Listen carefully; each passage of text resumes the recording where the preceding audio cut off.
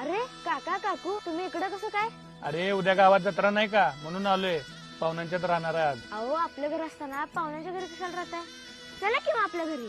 तुमची एवढी शिकवली त्यात तुम्हाला जागा पुरत नाही आणि आम्ही आल्यावर काय मग विचारायलाच नको. आम्हाला मात्र आईच पैस जागा लागते.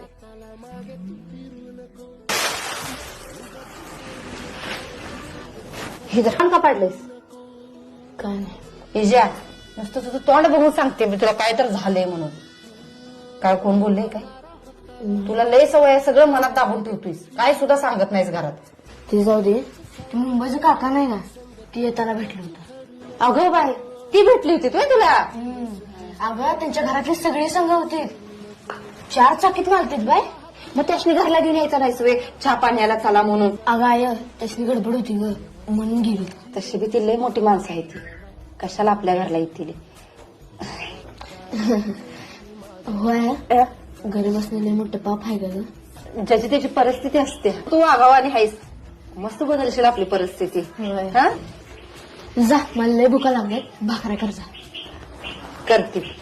आय म्हणते ती खरं आहे. ज्याची त्याची परिस्थिती असते. या भावकीला दाखवून द्यायसाठी का होईना पण मी माझी परिस्थिती एक दिवस नक्कीच बदलणार. मग तर माझ्या आई बापाला इज्जत देतील का नाही.